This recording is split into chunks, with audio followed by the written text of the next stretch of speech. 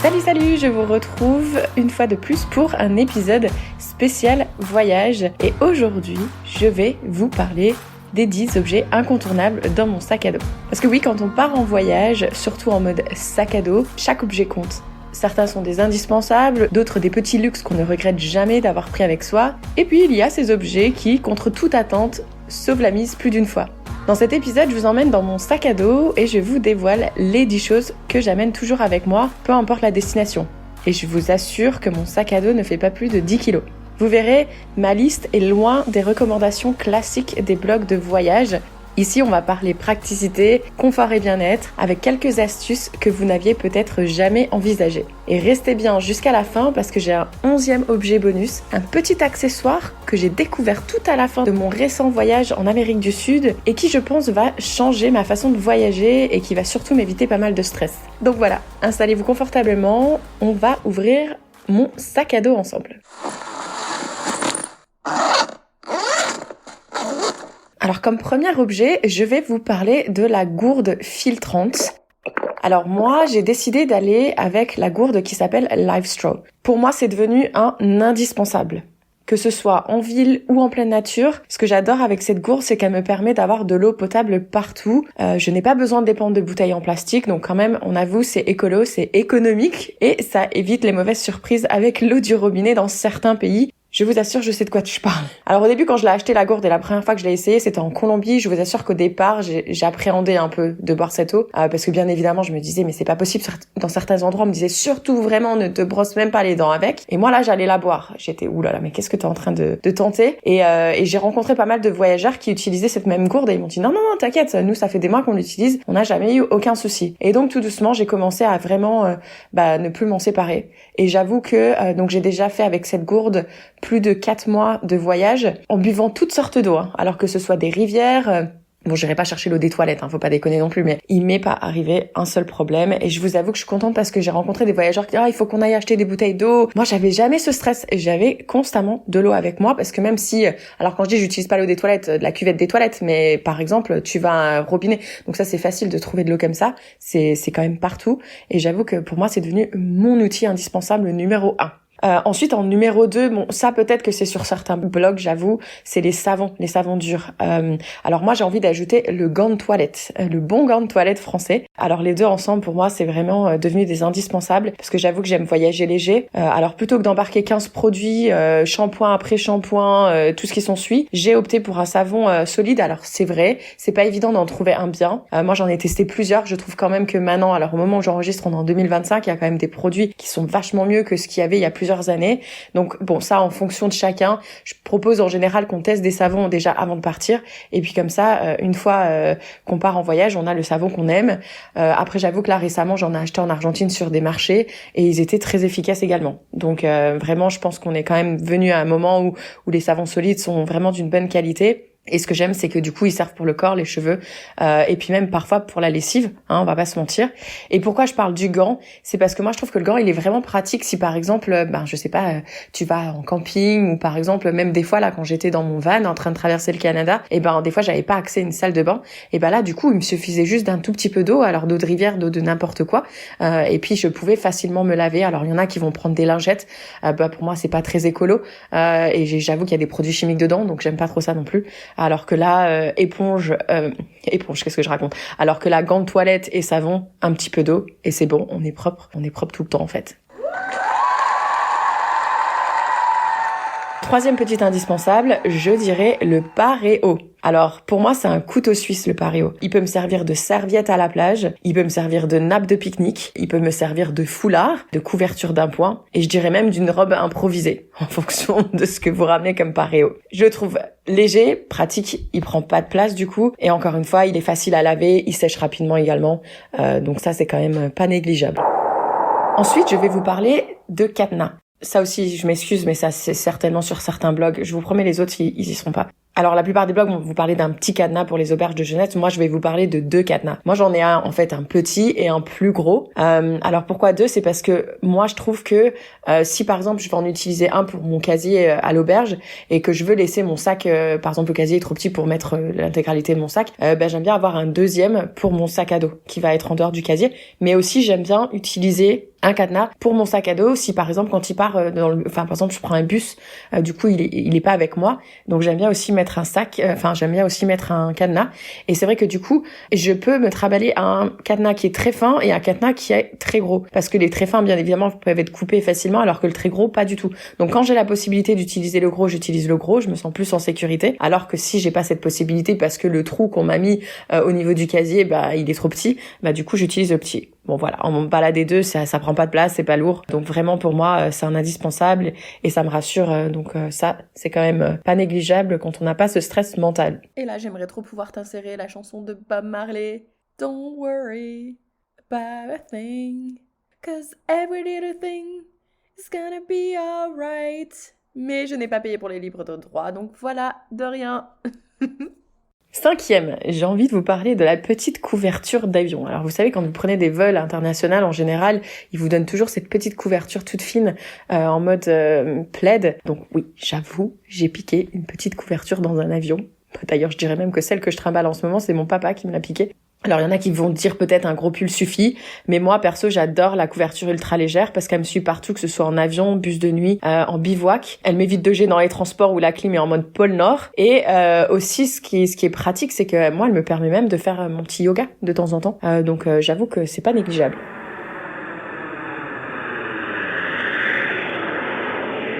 En sixième, alors là, je vais remercier Lucie qui m'a fait découvrir ça à la fin de mon voyage aussi en Amérique du Sud. J'étais punaise. Pourquoi? Bon, en même temps, je sais pourquoi je savais pas que ça existait. C'est parce que je fais jamais de recherche. Quand je pars trop à l'arrache. Mais du coup, c'est les lingettes lessives. Alors, je ne savais pas, encore une fois, que ça existait. Parce que j'imagine qu'on peut-être sous-estime toujours à quel point on peut puer en voyage. Il faut le dire, on pue. Que ce soit une paire de chaussettes qui commence à sentir la mort.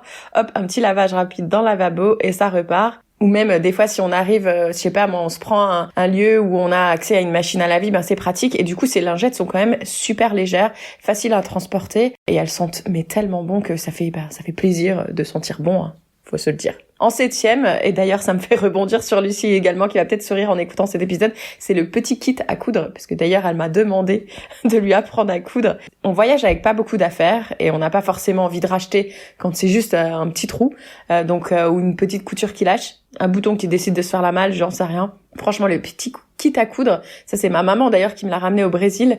Moi, il m'a sauvée finalement. Je voulais pas en prendre parce que j'avais mon amie Cécile qui m'avait proposé de m'en donner un. J'avais dit non, mais t'inquiète, c'est pas utile. Et finalement, j'étais contente parce que je ne sais pas où est-ce que je me suis accrochée, mais j'avais une espèce de petite combi short débardeur et en fait, je me suis retrouvée littéralement avec un trou au milieu de la fesse.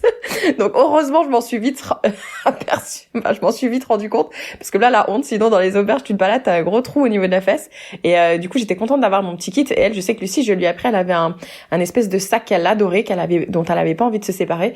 Et donc du coup, j'ai pu lui apprendre à recoudre son petit sac. Et c'est vrai que c'est pratique. Et encore une fois, ça prend vraiment pas de place. En 8e position, c'est le collier pour portable.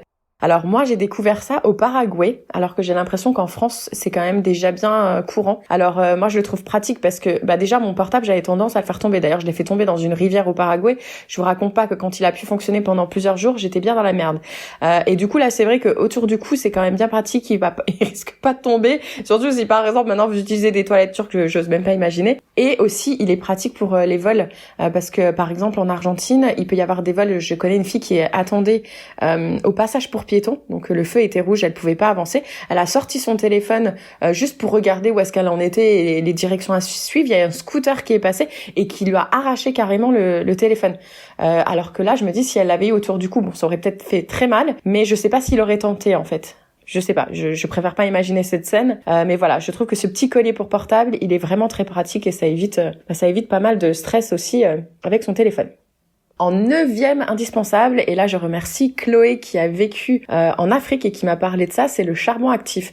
Alors je sais qu'il existe des charbons actifs pour l'eau, mais comme je vous l'ai dit, moi j'utilise une gourde filtrante, donc j'ai pas besoin de mettre de charbon actif dans mon eau. Moi c'est en fait c'est des petites gélules de charbon. Et en fait elle m'avait conseillé si par exemple si tu sens que tu vas manger un truc qui est un petit peu douteux, tu peux en prendre un avant, tu peux en prendre un après. Si tu sens que tu commences à avoir un peu les intestins qui font un drôle de bruit ou le ventre, etc.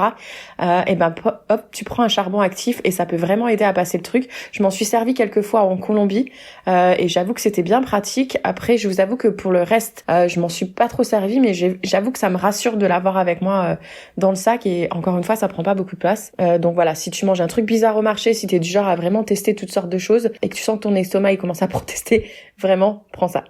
En 10e et dernier outil indispensable, alors là je vais en mettre 3.